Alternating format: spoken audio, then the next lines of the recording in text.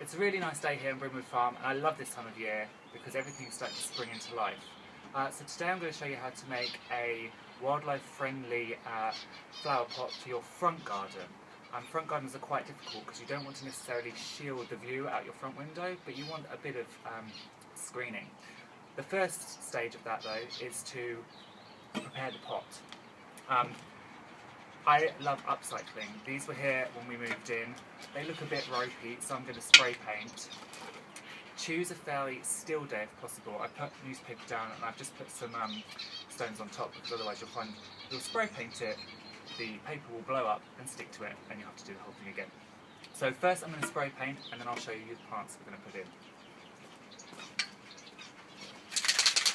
I'm using this ultra high gloss lime green. It's quite a lurid colour, but it should stand out quite well, especially as I'm going to be putting in some grey purple plants.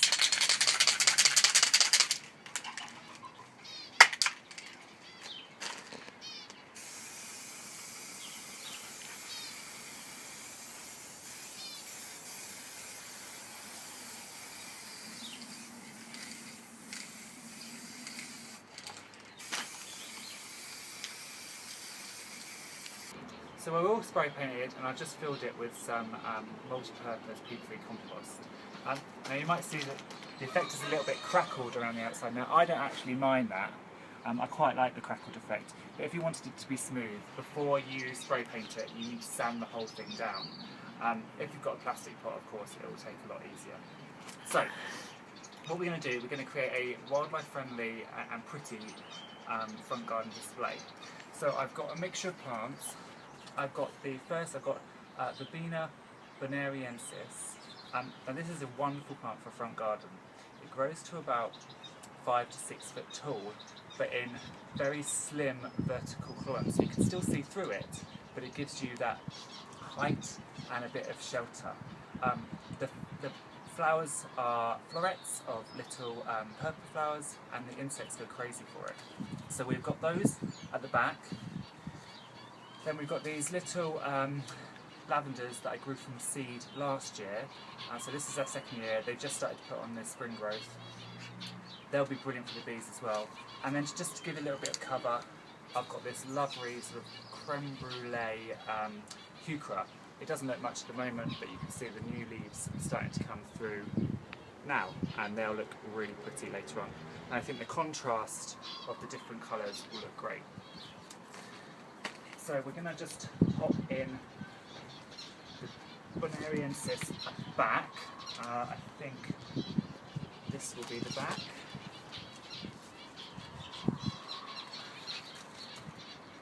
These plants are fairly freshly repotted, so the root ball isn't amazing on them, so it's fairly easy just to pop them in. Now with verbena bonariensis, I find that you can get a couple of years good growth on it, and then you need to really cut it right back to the ground, or it seeds very easily. So use the seedlings, because otherwise it gets quite woody.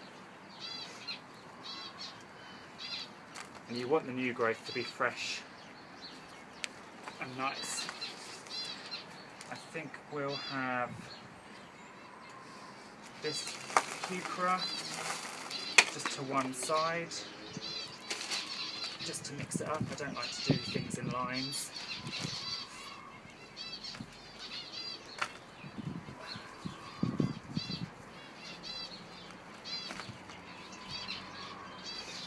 And then we'll put the lavender in here. Now with lavender it's a good idea just to put a little bit of gravel just below the root ball. They don't like to sit in wetness. So if you just put a little bit of gravel below the root ball, it makes sure the roots aren't sitting in wetness at any point. I did actually bring 3, but I think we only need 2. Otherwise we're going to be too cluttered.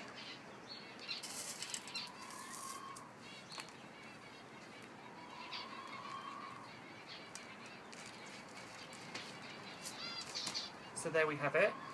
This is one wildlife and bee friendly front garden container. doesn't look a lot at the moment, but once this grows, and I'll revisit it later in the year, these will fill out, the verbena will come right up, and then the heuchera will add some great colour as well. It's really easy, it's really cheap to do, and especially if you upcycle. So I'll give you a picture in a few months' time to let you know how it's going on.